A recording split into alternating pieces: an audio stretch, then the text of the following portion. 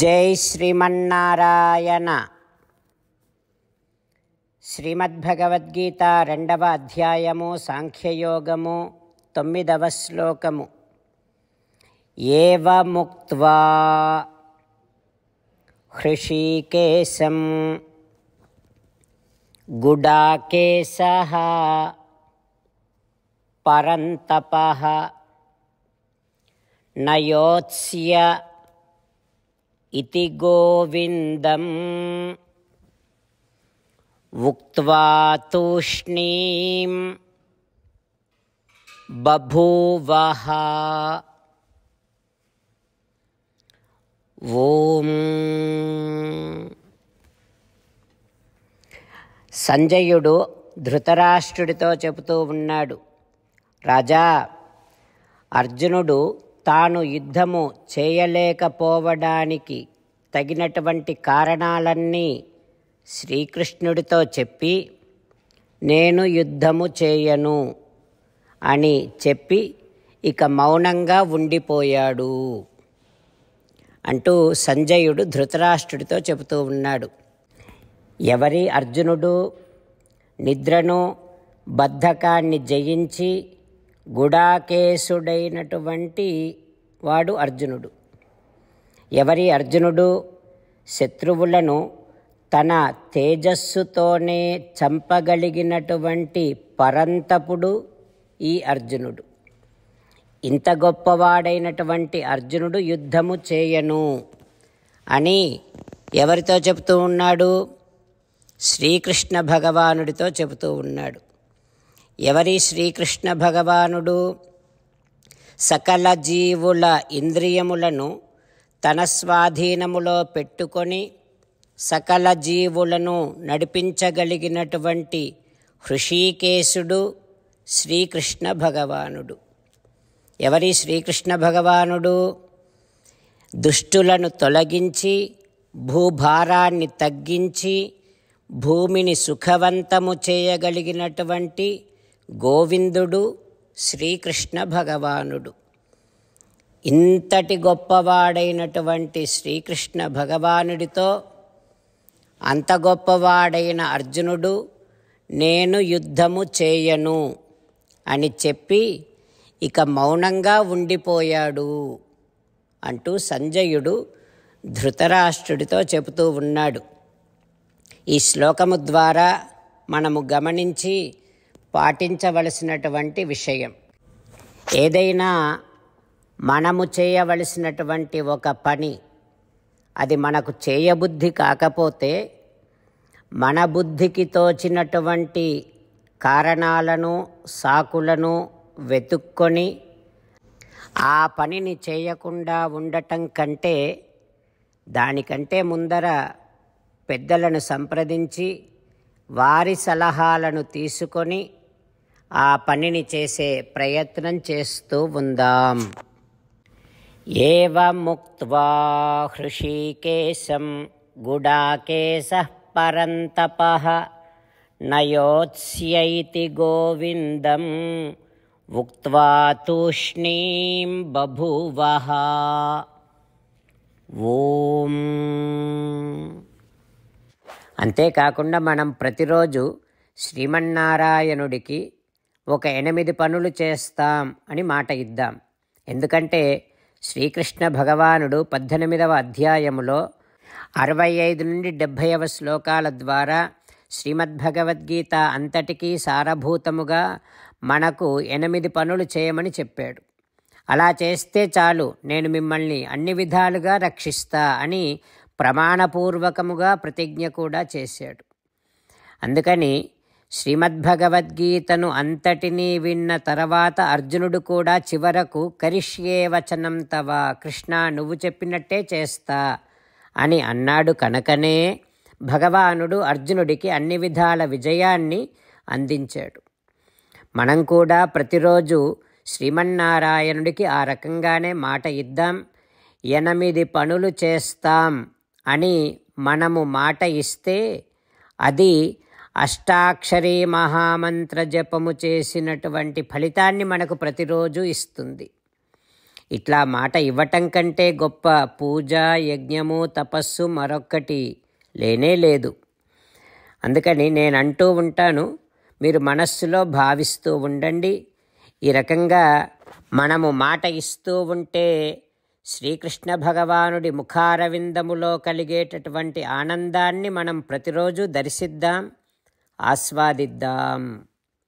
జై శ్రీమన్నారాయణ. హో శ్రీమన్నారాయణ, నువ్వు చెయ్యమన్నట్టే నేను నిన్నే సంతతము ధ్యానము చేస్తూ ఉంటా. హో శ్రీమన్నారాయణ, నువ్వు చెప్పినట్టే నేను నీ భక్తుడిగానే ఉంటా. హో శ్రీమన్నారాయణ, నువ్వు చెయ్యమన్నట్టే నేను నా విధులను, కర్తవ్యాలను నీ సేవగా, నీ తృప్తి కోసమనే సక్రమంగా నిర్వర్తిస్తూ ఉంటా. హో శ్రీమన్నారాయణ, నువ్వు చెప్పినట్టే నేను నీవాడిని అనే మహావిశ్వాసముతో నీకే నమస్కరిస్తూ ఉంటా. హో శ్రీమన్నారాయణ, మామేకం శరణం వ్రజ, నన్ను ఒక్కడిని మాత్రమే శరణు వేడుకో అని నువ్వే అన్నావు కనుక నేను నిన్ను ఒక్కడిని మాత్రమే శరణు వేడుకుంటా. హో శ్రీమన్నారాయణ, మా శుచః, ఇక దుఃఖించకు అని నువ్వే నాకు భరోసా ఇస్తున్నావు కనుక నేను ఇక దుఃఖించను. హో శ్రీమన్నారాయణ, నువ్వు చెప్పినట్టే నువ్వు నా కోసమని అనుగ్రహించినటువంటి శ్రీమద్భగవద్గీతను ప్రతిరోజు కనీసము ఒక్క శ్లోకాన్నైనా జ్ఞాపకం చేసుకుంటూ శ్రీమద్భగవద్గీతను అనుసంధానము చేస్తూ ఉంటా. హో శ్రీమన్నారాయణ, నువ్వు చెప్పినట్టే నువ్వందరి కోసమని చెప్పినటువంటి శ్రీమద్భగవద్గీతను తెలియని భక్తులందరికీ తెలియచేసే నా వంతు ప్రయత్నాన్ని నేను నిరంతరము కొనసాగిస్తూనే ఉంటా.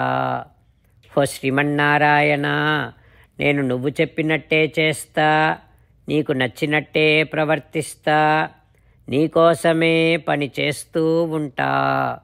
కరిష్యే వచనం తవ. ఇప్పుడు శ్రీమద్భాగవతాన్ని అనుసంధానం చేసుకుందాం. శ్రీమద్భాగవత గ్రంథానికి నమస్కారం.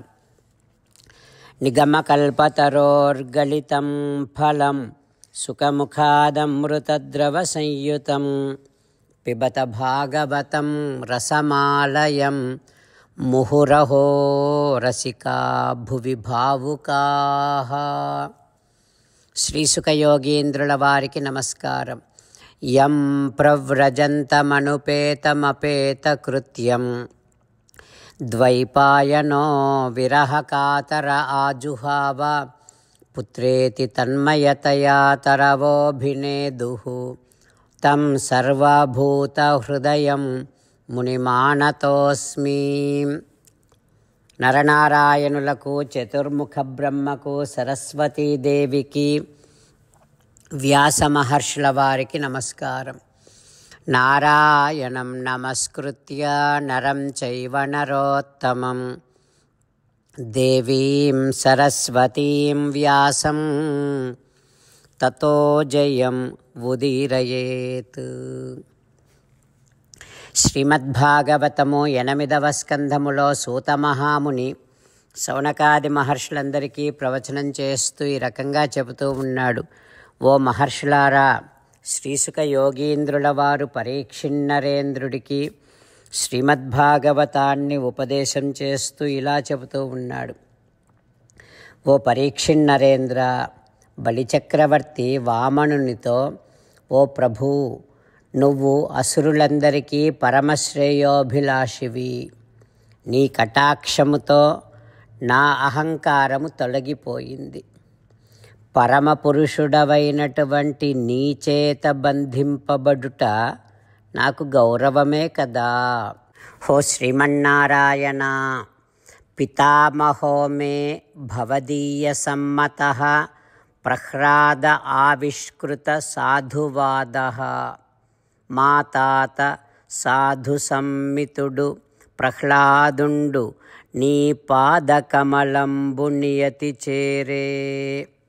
ఓ ప్రభు, మా తాత ప్రహ్లాదుడు నీకు ప్రియతమ భక్తుడు.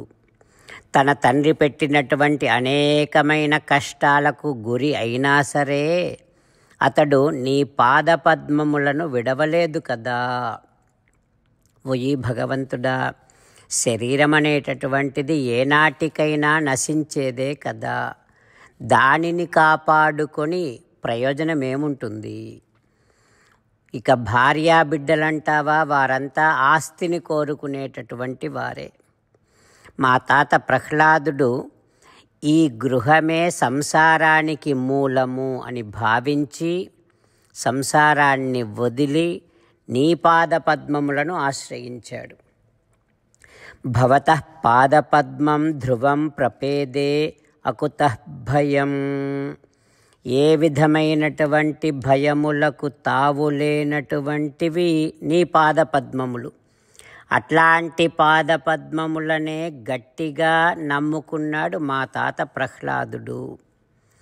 ఇక నా విషయములో నువ్వే స్వయముగా నా దగ్గరకు వచ్చి నా ఐశ్వర్యాన్ని పోగొట్టి నన్ను నీ పాదముల దగ్గరకు చేర్చుకున్నావు.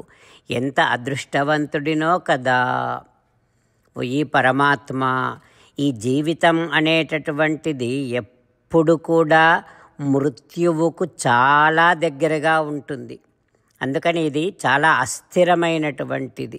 ఓ ప్రభూ, నువ్వే నా వద్దకు వచ్చి నన్ను అనుగ్రహించి నా అహంకారాన్ని తొలగించి నన్ను నీ పాదపద్మముల దగ్గరకు చేర్చుకున్నావు కదా, చాలా సంతోషము అంటూ బలిచక్రవర్తి వామనుడితో మాట్లాడుతూ ఉన్నాడు. ఆ తర్వాత ఏం జరుగుతుందో రేపు తెలుసుకుందాం. ఓం శ్రీకృష్ణ పరబ్రహ్మణే నమః. ఓం అస్మద్గురుభ్యో నమః. ముకుందమాల. కృష్ణో రక్షతు నో జగత్రయగురుః కృష్ణం నమస్యామ్యహం. కృష్ణేనామరశత్రవో వినిహతాః కృష్ణాయ తస్మై నమః. కృష్ణాదేవ సముత్థితం జగదిదం కృష్ణస్య దాసోऽస్మ్యహం. కృష్ణే తిష్టతి విశ్వమేతదఖిలం. హే కృష్ణ సంరక్ష మాం. శ్రీమద్భగవద్గీత 2వ అధ్యాయము 9వ శ్లోకము. ఏవముక్త్వా హృషీకేశం గుడాకేశః పరంతపః నయోత్స్య ఇతి గోవిందం ఉక్త్వా తూష్ణీం బభూవః.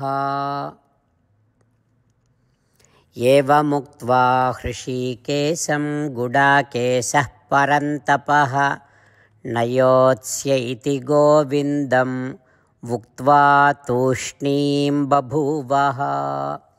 శ్రీమన్నారాయణ కరిష్యే వచనం తవ. సర్వం శ్రీకృష్ణార్పణమస్తు. జై శ్రీమన్నారాయణ.